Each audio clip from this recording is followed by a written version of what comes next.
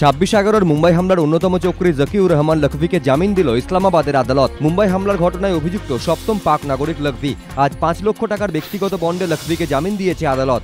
2008 সালে 26শে নভেম্বর মুম্বাইয়ে হামলা চালায় কসাব সহ 10 জন পাক জঙ্গি। মৃত্যু হয় 166 জনের। জীবিত অবস্থায় ধরা পড়ে কসাব। ইতিমধ্যে কসাবের ফাঁসি হয়েছে, যদিও হামলার চক্রীদের এখনও কোনো সাজা হয়নি।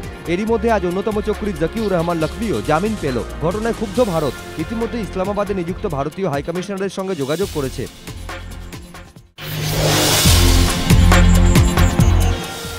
বিজেপি নেতা নবজোত সিংহ সিধুর কনভয়ে হামলা। আজ জম্মুর বোর ক্যাম্প এলাকায় দলীয় প্রার্থীর সমর্থনে প্রচারের সময় তার কনভয় লক্ষ্য করে হামলা চালায় কয়েকজন যুবক। এই ঘটনায় পুলিশকর্মী সহ 5 জন আহত হয়েছেন, যদিও নবজোত সিংহ সিধু সুরক্ষিত রয়েছেন বলে পুলিশ সূত্রে খবর।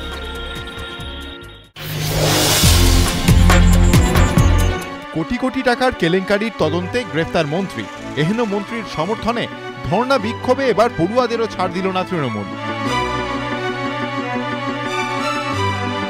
এই ছবি ময়দানে গোষ্ঠপালের মূর্তির পাদদেশে প্রতিবাদ মঞ্চের ওপরে শাড়ি দিয়ে বসে খুদেদের দল। মঞ্চের সামনেও স্কুল পড়ুয়াদের লাইন, হাতে নানা ধরনের পোস্টার, নানা ব্যানার। এই প্রথম নয়, এর আগেও মুখ্যমন্ত্রীর নির্দেশে আয়োজিত তৃণমূলীদের মিছিলে দেখা গিয়েছিল পড়ুয়াদের। মিছিলের কারণটুকুও না জেনে যাদের পা মেলাতে হয়েছিল মিছিলে। আর এখানেই প্রশ্ন উঠেছে সাধারণ মানুষের একাংশে। তারা বলছেন প্রতারণা ষড়যন্ত্রের অভিযোগে গ্রেফতার করা হয়েছে মন্ত্রীকে।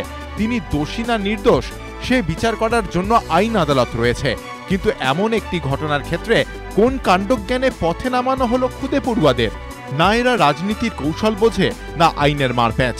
রাজনীতি তো দূরের কথা, ভালো মন্দ বিচারের ক্ষমতাটুকুও হয়তো এখনো হয়নি এই খুদেদের।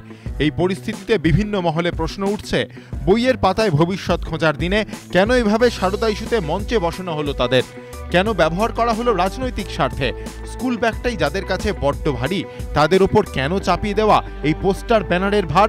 প্রশ্ন তুলছেন রাজনৈতিক পর্যবেক্ষকদের অনেকেই।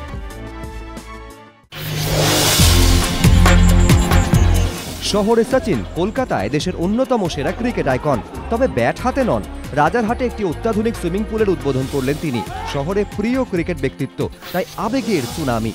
ক্রিকেট জিনিয়াসকে তিলোত্তমার কুর্নিশ 34,000 গোলাপের মালায়, সঙ্গে উপহার সোনার মুকুট আর জওহরলাল নেহরুর লেখা বই ডিসকভারি অফ ইন্ডিয়া। তবে ক্রিকেট নয়, দেশের অন্যান্য খেলার হয়েই সওয়াল করলেন সচিন। সচিন বলেছেন, বাংলা থেকে বহু নামী সাঁতারু উঠে এসেছেন। বাঙালি সাঁতারু ইংলিশ চ্যানেলও পার করেছেন। সাঁতারে এই রাজ্য থেকে আরও প্রতিভাবান সাঁতারু উঠে আসুক, এই তার আশা।